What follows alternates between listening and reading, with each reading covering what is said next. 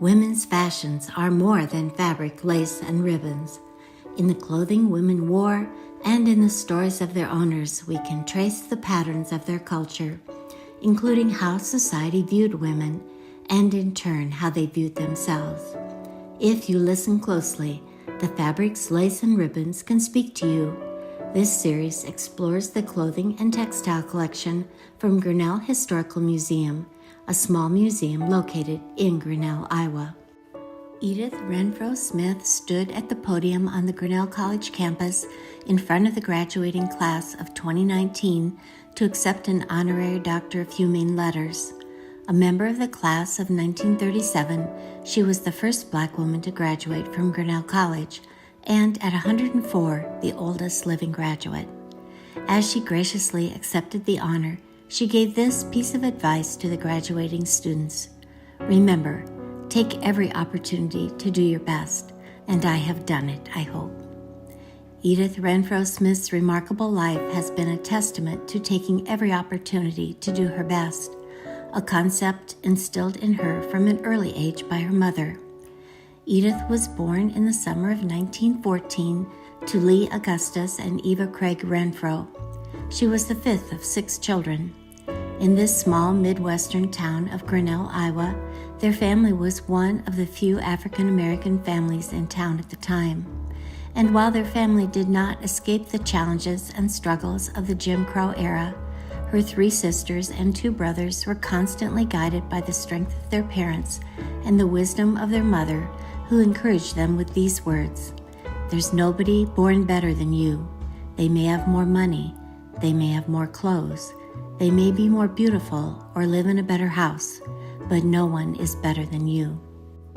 Edith's family roots contain amazing stories of escape from enslavement. Edith's grandparents, George Craig and Eliza Jane Craig, were both born into slavery.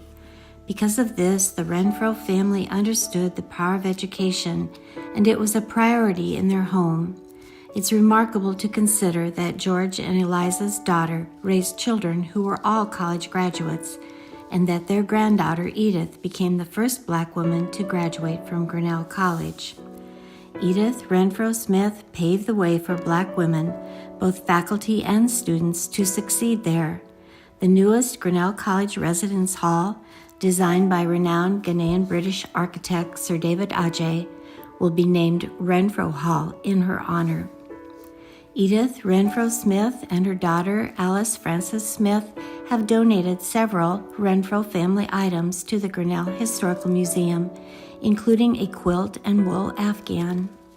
This red and white handmade quilt was much loved and used by the Renfrow family.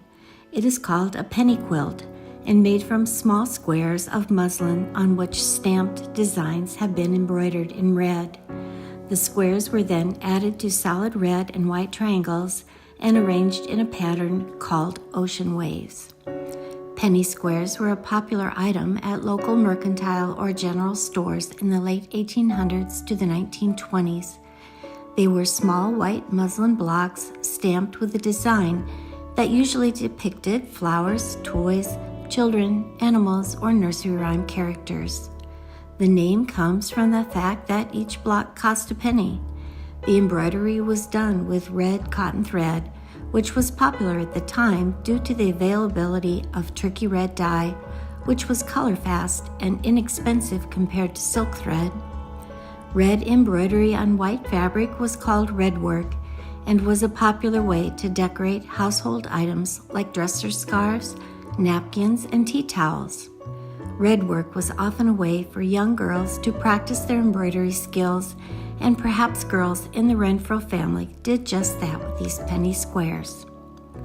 This wool afghan was another item used by the Renfrow family to keep warm on chilly winter evenings.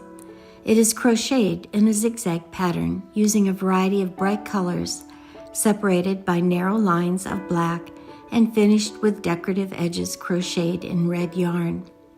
This style of afghan was a good way to use up leftover yarn and was well known to thrifty women who resisted throwing away any scrap, whether fabric, yarn, food, or paper. Edith and her family have proven that lives led with self-respect and strength of character make a difference. They continue to inspire us to take every opportunity to do our best in life, moving forward with courage, hope, and determination.